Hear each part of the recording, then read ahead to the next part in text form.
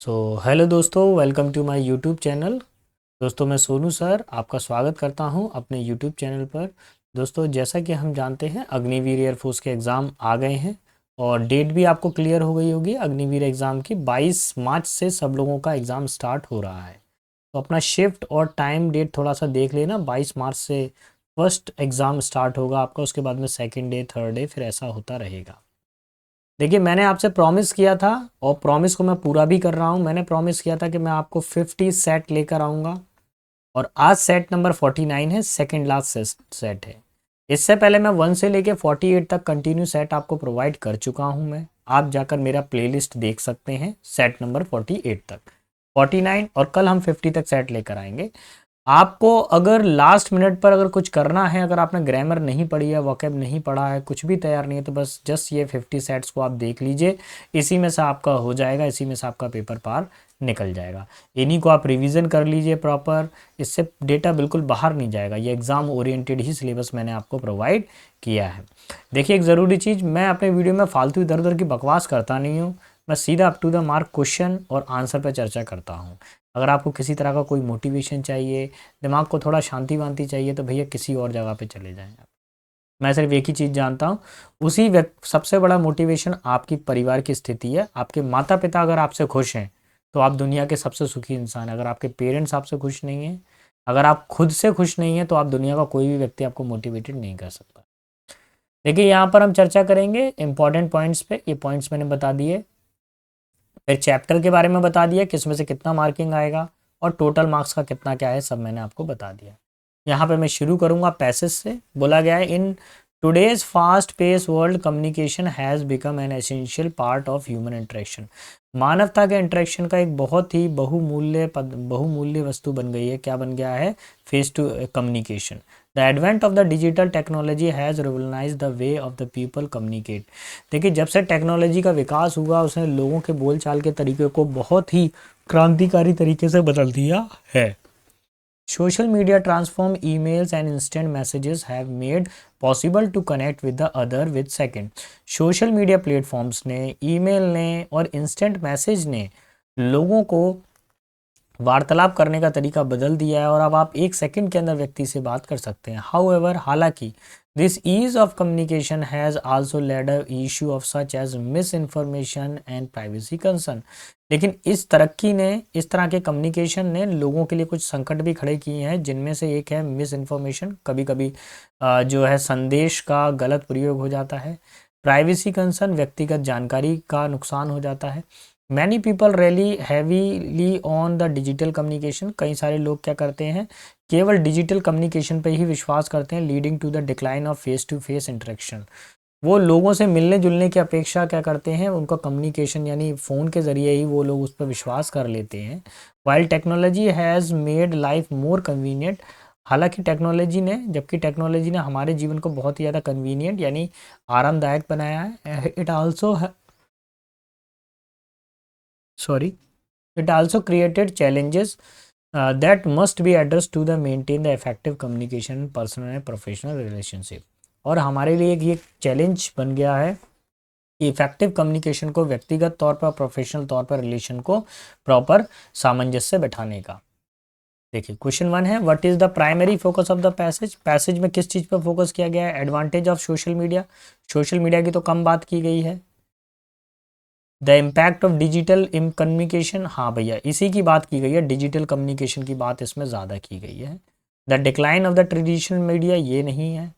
The benefit of instant messaging, ये नहीं। सो option number B आप टिक करेंगे, यही इसका फाइनल आंसर है।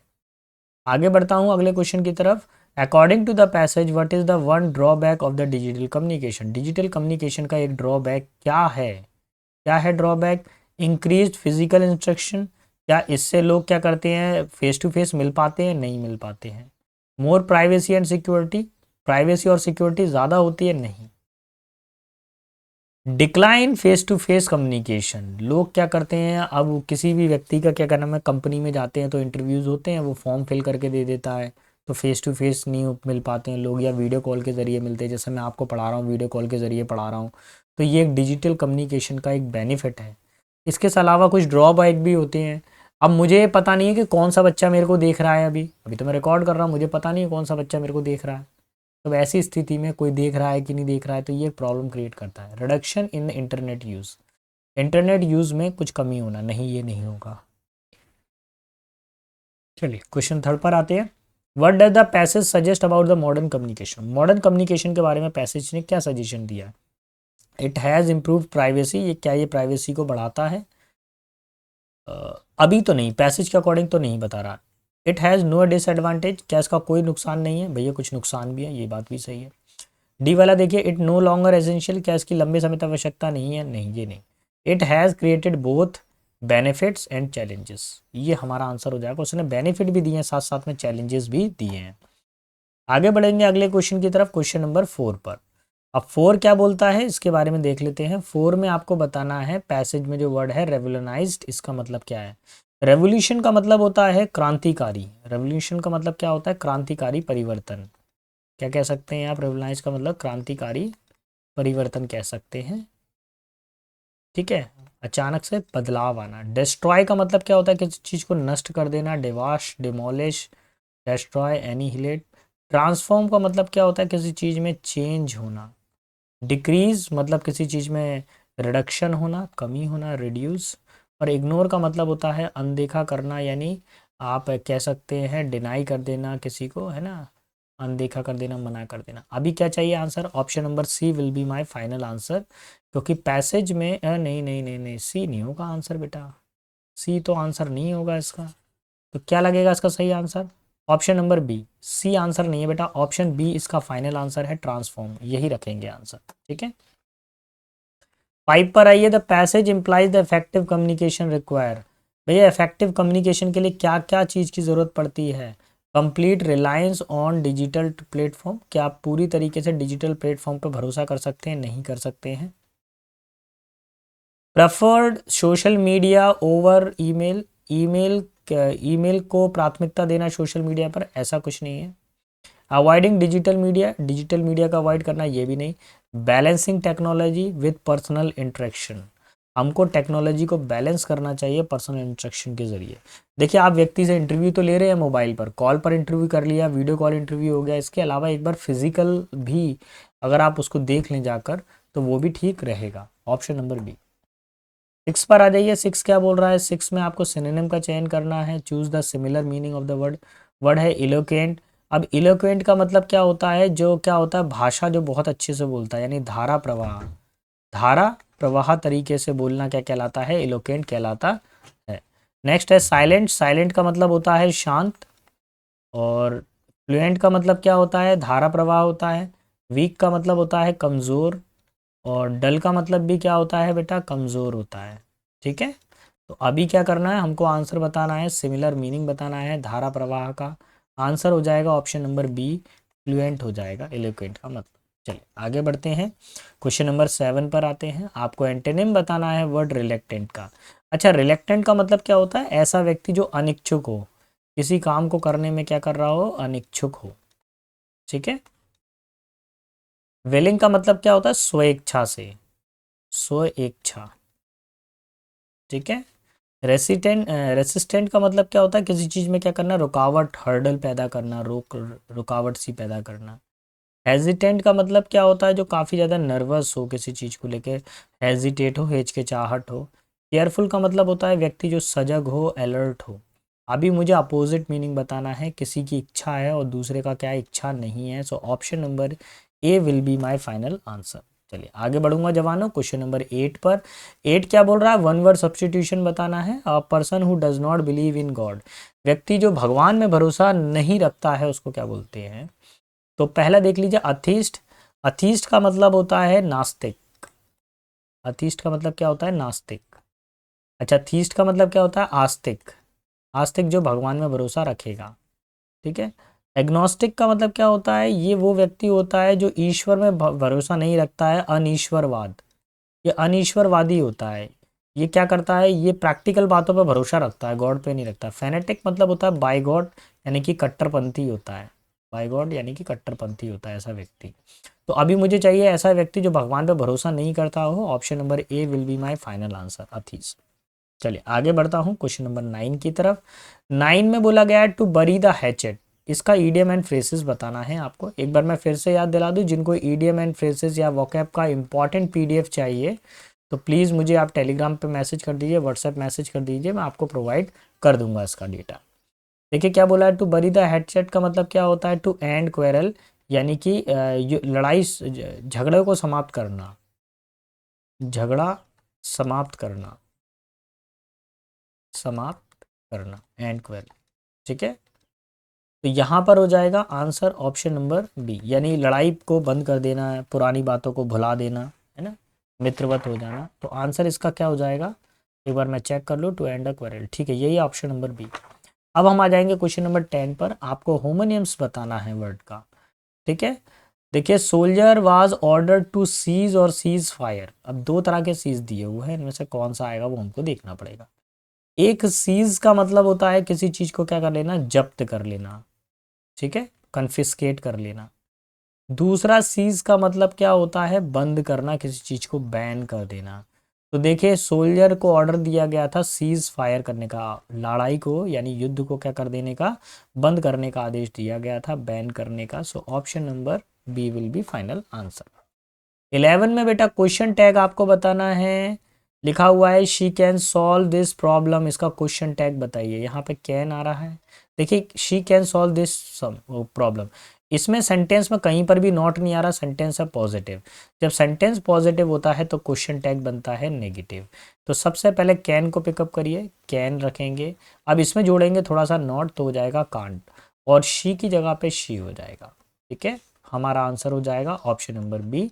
और एक आसान चैप्टर है, आप लोगों ने कहीं ना कहीं पे पढ़ा ही होगा। क्वेश्चन नंबर 12 पर आ जाइए। आपको पैसिव वॉइस में कन्वर्ट करना है। कैसे करेंगे, they are writing a novel, वह क्या कर रहे हैं, एक नोवेल को लिख रहे हैं। तो देखिए मैं कई बार बता चुका हूँ, एक बार मैं फिर से इस फॉर्मूले को आपको याद दिला दूँ। Subject plus is am are, verb की फोर्थ फॉर्म प्लस ऑब्जेक्ट। ठीक है, पैसिव वॉइस जब आप बनाएंगे तो क्या करेंगे, पहले ऑब्जेक्ट आएगा, फिर क्या आएगा, इज एम आर, फिर आएगा बीइंग, फिर आएगी वर्ब की थर्ड फॉर्म, फिर बाय आएगा, और देन क्या आ जाएगा, सब्जेक्ट आ जाएगा। तो हमको क्या करना है, इज एम आर के साथ में क्या करना है, फोर्थ फॉर्म का यूज़ करना है। ठीक है, और जब ऐसा होगा इज एम आर के साथ में फोर्थ फॉर्म, तो पैसिव वॉइस बनाते समय इज एम आर के साथ बीइंग चाहिए। तो ढूंढना शुरू करिए, क्या इसमें बीइंग आ रहा है, नहीं आ रहा। क्या इसमें इज एम आर आ रहा है, नहीं आ रहा है। क्या इसमें इज एम आर और बीइंग और थर्ड फॉर्म आ रही है, तीनों चीज़ें आ रही हैं। Option number C will be my final answer, D नहीं होगा। आगे बढ़ूंगा क्वेश्चन नंबर 13 पे। 13 में क्या बताना है आपको, इनडायरेक्ट स्पीच में कन्वर्ट करना है। बोला गया है she said I will go to Delhi tomorrow. तो देखिए हम, मैं आपको एक चीज़ बता दूं, जब भी पैसिव वॉइस बनता है तो विल का क्या हो जाता है, वुड हो जाता है। तो बस ढूंढना शुरू करिए। अच्छा, ही की जगह ही हो गया, सैड की जगह सैड, सैड यहाँ से आ रहा है तो सी वाला कैंसिल हो गया। दैट, दैट, आई की जगह ही आ जाएगा, ही। विल का विल तो नहीं होगा, कैंसिल करिए। अच्छा, विल का वुड होता है, अभी होल्ड करके चेक करेंगे। विल का विल नहीं होगा, कैंसिल करिए। विल का इज एम आर नहीं होगा, एक ही ऑप्शन बचता है, ऑप्शन नंबर बी। यही हमारा आंसर हो जाएगा फाइनल। देखिए बेटा, अगर आपको मेरा पढ़ाना पसंद आ रहा है और आपको लग रहा है कि सर कुछ अच्छा पढ़ा रहे हैं हमारे लिए, सर हमारे लिए मेहनत कर रहे हैं और मेहनत से इतने सारे टॉपिक को लेकर आए हैं, तो प्लीज़ मेरे चैनल को लाइक शेयर सब्सक्राइब ज़रूर करिएगा। कमेंट बॉक्स में अपने एरर पूछिए मुझसे। जब तक आपका एग्ज़ाम नहीं हो जाता तब तक कंटिन्यू आप सीरीज़ को देखते रहिए और सिलेक्शन ज़रूर ज़रूर ज़रूर होगा। हमने 50 डेज़ का चैलेंज लिया हुआ है पेपर सेट का। पर डे हम एक पेपर सेट को ड्रॉ करेंगे। तो आज देखिए सेट नंबर 49 है, एक पेपर सेट मैं आपको और प्रोवाइड करूँगा। ठीक है, जो लास्ट रहेगा इस सीरीज का। Always she the reaches on time. तो सबसे पहले सब्जेक्ट को ढूंढिए, सब्जेक्ट पे क्या है, शी। तो पहले तो शी आना चाहिए, शी आना चाहिए, ये थर्ड और फोर्थ तो कैंसिल। फिर शी के बाद में क्या आएगा, ऑलवेज आना चाहिए, क्योंकि ऑलवेज एक एडवर्ब है, एडवर्ब ऑफ फ्रीक्वेंसी, और एडवर्ब ऑफ फ्रीक्वेंसी हमेशा वर्ब से पहले आता है और सब्जेक्ट के बाद आता है। तो यही आंसर हो जाएगा ऑप्शन नंबर बी। ठीक है, जंबल सेंटेंस था ये। क्वेश्चन नंबर 15 पर आइए भैया। प्रपोजिशन आ गया, याद कर लीजिए, फिक्स्ड प्रपोजिशन है। इंटरेस्ट के साथ में क्या आता है, इन आता है। तो यही हमारा आंसर हो जाएगा ऑप्शन नंबर सी। ठीक है, चलिए कंजंक्शन का क्वेश्चन आ गया। बोला गया है कि वह चाय और कॉफ़ी दोनों पसंद करता है क्या। बिल्कुल सही, आंसर नंबर सी यहाँ पर एंड आ जाएगा। बोला गया है मिस स्पेल्ड वर्ड बताना है, इनमें से कोई एक ऐसा वर्ड है जिसको ढूंढना है इनकरेक्ट स्पेलिंग, जिसकी स्पेलिंग गलत हो। एक्मोडेट की स्पेलिंग बिल्कुल सही है, कमेटी की भी स्पेलिंग सही है, एम्बेरस की भी स्पेलिंग सही है, रिसीव की स्पेलिंग गलत है। इसकी स्पेलिंग जो क्या बनेगी रिसीव की, RECEIVE, ये बनेगी रिसीव की स्पेलिंग। और हमको क्या ढूंढना था, इनकरेक्ट स्पेलिंग, तो यही हमने ढूंढा है। Option number B will be our final answer. चलिए 18 पर आ जाते हैं। 18 में क्या बोला गया है, आपको वर्ड फॉर्मेशन चैप्टर में से पूछा गया है, choose the correct form of the word drive from beauty. Beauty से कौन कौन से शब्द बनाए जा सकते हैं। देखिए ब्यूटी से ब्यूटीफुल भी बनता है और ब्यूटीफाई भी बनता है, लेकिन ये ब्यूटीफुल ये वाला तो मैंने कभी बनते नहीं देखा है। तो देखिए यानी ए और बी दोनों ही बन रहे हैं, इसलिए ऑप्शन नंबर डी लगाएंगे, बोथ ए एंड बी। सो मेरा आंसर अभी फाइनल हो जाएगा ऑप्शन नंबर डी।